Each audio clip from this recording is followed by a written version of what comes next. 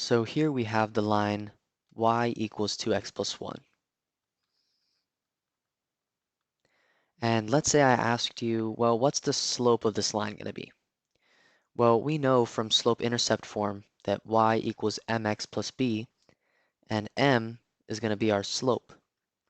So if we match this form to our given function, we know that our m is just going to be 2, so our slope is going to be 2.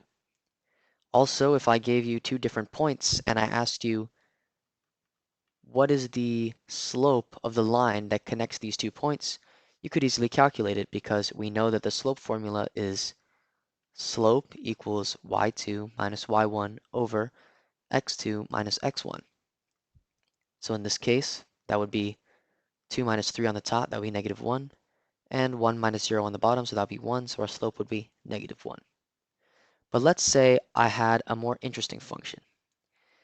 Let's say I had this function right here, e to the x, and I asked you, find the slope of y equals e to the x. Well, at first, how would you even go about doing this? Because you can see that it's not linear, so its slope is not constant. It's not always going to be, increasing at the same rate. In fact, it increases ever so rapidly as you go to greater x values. Right here at x equals 0, the slope is not that steep. But if you go to x equals 2, your slope gets way, way, way steeper. So this problem of finding a slope of any given graph was the problem that Newton and Leibniz were faced with when they were coming up with calculus. And it's one of the bases for what calculus is. And this problem, we call it the tangent line problem, is the basics for one of the key concepts in calculus called the derivative. So how are we going to tackle this problem? Well, at first you might be wondering, why is it even called the tangent line problem?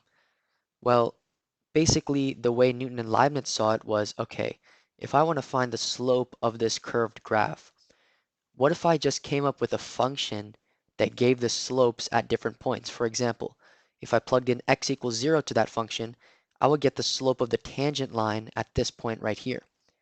Now, a tangent line is basically just a line that intersects a graph at only one point. So it just barely touches the graph and then goes on about its business. So they wanted to know, okay, well, if I plug in x equals 0, will I get the tangent line at x equals 0? And if I plug in x equals 2, can I get the tangent line, or the slope of the tangent line, at x equals 2? So that's what they were trying to figure out. They were trying to get a function that for any given input x, I would get the tangent line to the graph at that endpoint x, the slope of that tangent line. So the way they went about doing this, solving this problem is, at first, they took a simpler case. Let's say I wanted to do this for a secant line. So a secant line intersects a graph at 2 points. So we'll have 0 and 1, and then 2e squared in this case, because this is y equals e to the x. And we're going to have a secant line that connects through each of these points. So secant line goes down like this, and up like this. So this is going to be our secant line. And let's say this secant line intersects the graph that we want to do. This could be any graph. I'm just using e to the x because it's easy to draw on, but this could be any polynomial, sine curve, anything really. We're trying to find a general solution for the slopes of any given graphs. So let's call this first point right here some generic xy. Whoops. So this will be some x comma y. And let's say that the x distance between these 2 points, we're going to call that distance h. So this is going to be some h. Sometimes you'll see it called delta x too. It means the same thing. Delta means change in, so this is our change in x. But we'll just call it h for the sake of simplicity. So this is our h, and we have xy. So now they wondered, okay, well, what's going to be the points or coordinates of this point right here, this top point right here? Well, that's just going to be x plus h because in this case x is 0, here x is 2. So our h is going to end up being 2. So the x coordinate of this is just going to be x plus h. So x plus h is going to be our x up here, and our y coordinate is going to be, well, instead of y, let's say this is f of x. So this is x comma f of x. And so if this is the case, then this is just going to be f of our input function. So our f of x plus h is going to be our y coordinate up there. So we have 2 points. Point 1 is x comma f of x, and point 2 is x plus h comma f of x plus h. Now, we have these 2 points. This is what forms our secant line. If we wanted to find the slope of the secant line, well, we just use the slope formula. The slope is just going to be y2 minus y1 over x2 minus x1. So let's go ahead and work that out. So our slope of any given function, our slope of any given secant line to a function, so m secant is going to be y2. Let's say this is right y2, y1, or sorry, y2, x2, y1, x1. So y2 is going to be f of x plus h minus our y1, which is just going to be f of x. And then in our denominator, we're going to have x2, which is just x plus h. And we're going to subtract away x1, which is just x. If we simplify this, these x's on the denominator are going to cancel out. So we get the slope of any given secant line to any given graph, because we're using f of x. We're not just using e to the x. E to the x is just an easy example to work with. But it could work for any function f of x. So our slope of any given secant line to any given function is going to be f of x plus h minus f of x all over h. Okay, well, that's half the job. We found the slope of a secant line, but we want to find the slope of a tangent line to this graph. And if we can find a function that gives us the slope of the tangent line at any point on this graph, then we'll basically have the slope, quote unquote, of our graph. So how can we get a tangent line from this secant line?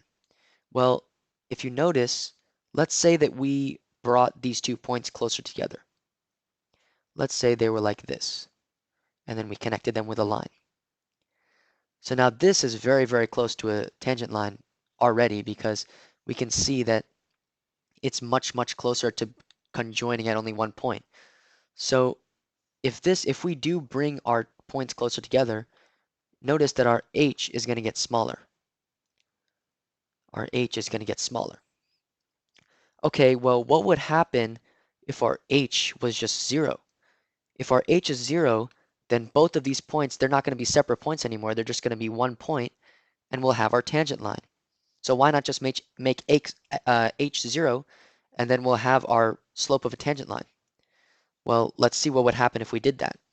If we did do that, m tangent, well, this is just going to be f of x, because f of x plus h would turn into f of x plus 0, so we're just going to be left with f of x, and then we still have our f of x here, all over h, which is now 0. We simplify this, we get the tangent line is going to be 0 over 0. But this is an indeterminate form. We don't know what this is going to be. This is not defined. So we can't just make h 0. So what we do is we take a limit.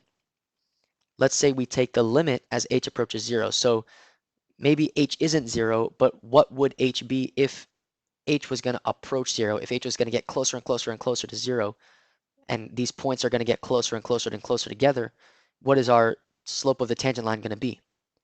So what we do is, so the slope of the tangent line is going to be the limit as h approaches 0 of f of x plus h minus f of x all over h. This right here is just y2 minus y1 over x2 minus x1, just with some generic points, x comma f of x and x plus h comma f of x plus h. And this is going to get our points closer and closer together so that they form a tangent line. And this is a very, very important concept. This is the limit definition of the derivative.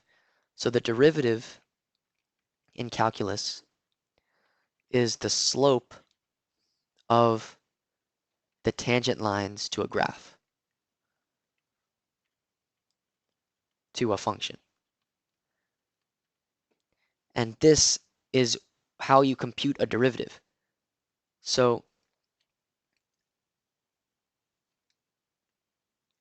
all we're doing is we're just taking the limit as the slope approaches, or sorry, the limit as the distance between the 2 points of a slope approaches 0.